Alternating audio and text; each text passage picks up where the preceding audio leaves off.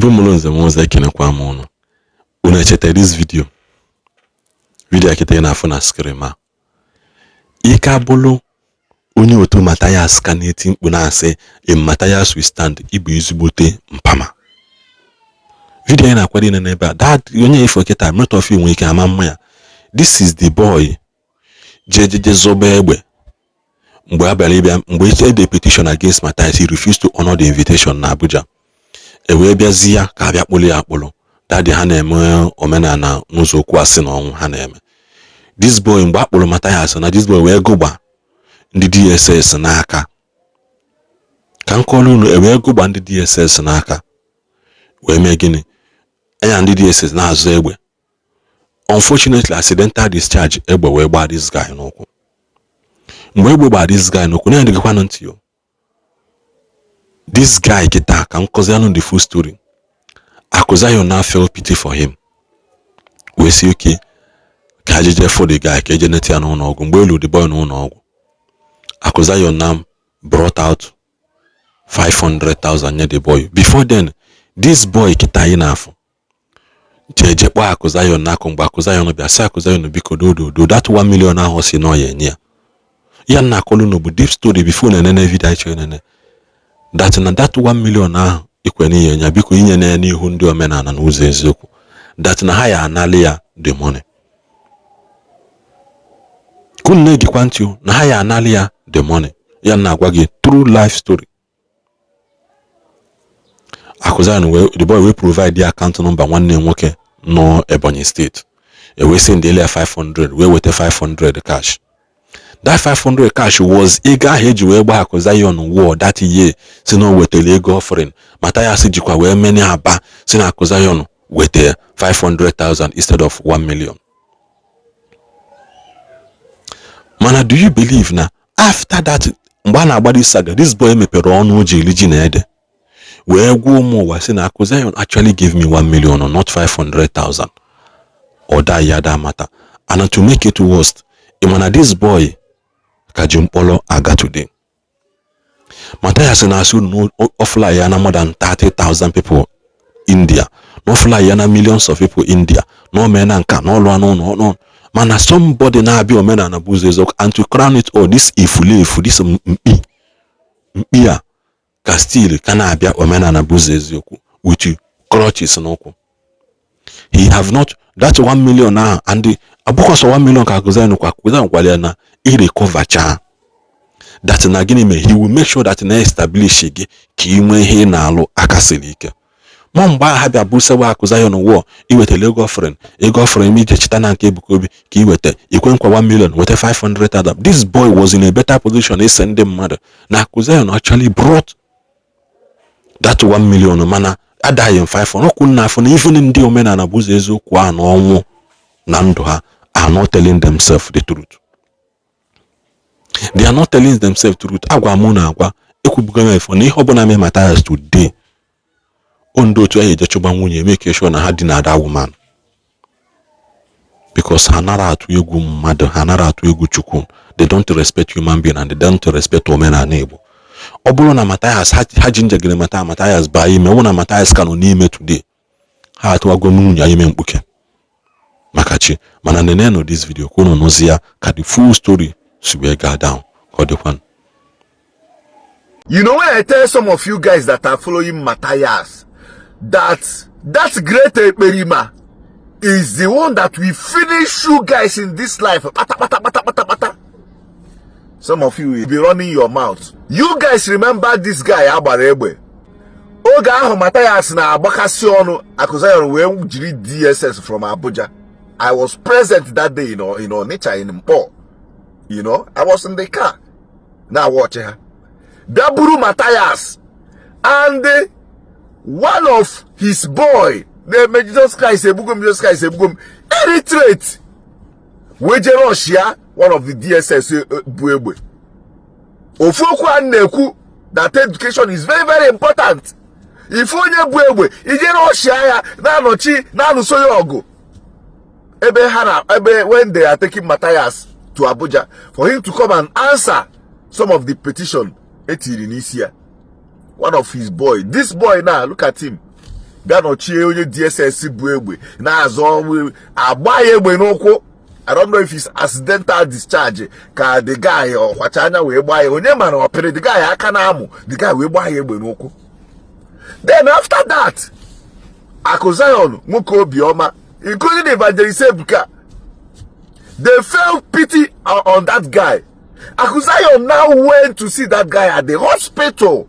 You guys should remember. The reason why I'm saying this is that I saw this guy comment. You know, today is Akuzayon's birthday. I wish him birthday. And I saw this guy's comment. Look at what he wrote.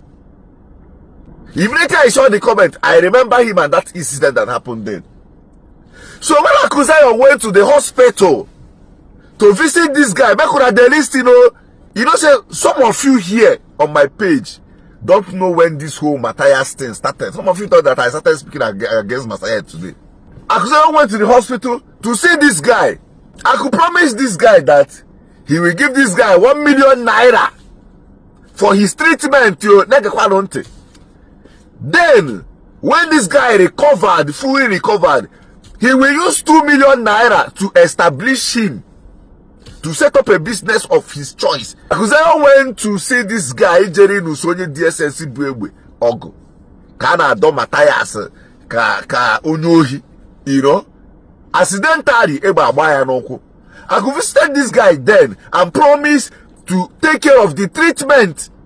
Donate 1 million naira. And also promise to take care of this guy once this guy recovered and set him up with some of 2 million naira in any business of his choice.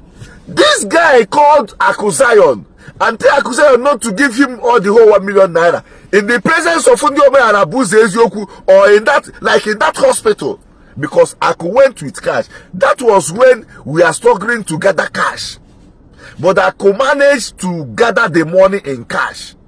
Jibera hospital for this guy.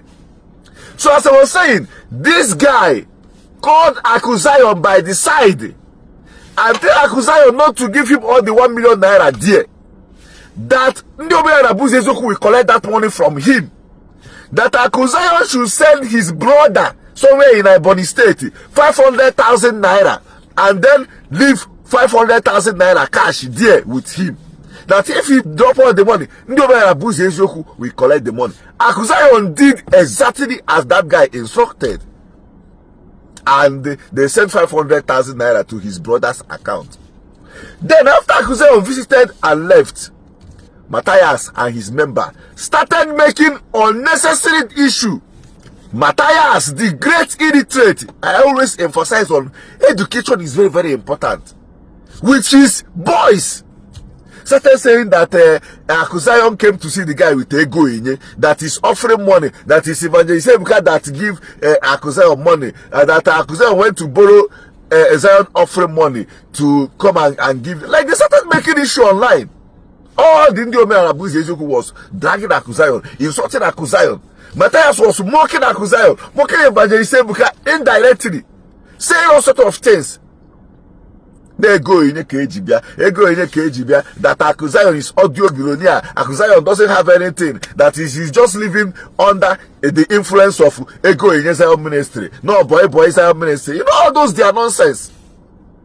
And when all these things were going on, this particular boy, the victim now, did not ever come out on social media to tell them to stop saying this thing. Even if he doesn't have the access to social media, he doesn't for once tell any of them to stop these things, Haneme, or to even thank Akuzayon and maybe tell him to not release all these things. He have the contact to reach Akuzayon. This guy closed his mouth. His people, illiterate, Ndiome and Abuze Ezioku was bullying Aku, dragging Aku. The money went viral on social media. They snapped the money, said that it's ego in it. That was when we are struggling to see physical cash in Nigeria. That's those days that you go to bank to withdraw, they will give you only 20,000 naira in cash. Everybody was struggling to get cash. That should be 2023, if I'm not mistaken, 2022. They take the money ego in it and be posting all over social media, abusing Aku. Akuzayon got angry and said he is not going to give him the remaining 2 million naira. Because the way this guy was bullying him, dragging him, mocking him, Aku said he's not gonna give that guy the remaining 2 million naira. And from today, that was then, that he is not responsible for anything that has to do with his treatment. That Ome and Abuse the Ejoku people should take care of the guy. They now turn. They say that I could promise and then fulfill his promise. I could promise and then fulfill his promise. And I'm gonna do what Akuzayon did if I'm in that. I will not only do what Akuzayon did if I'm in his shoe.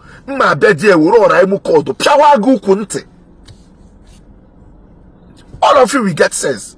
That is the same being educated and educated. They can never try to do that rubbish then.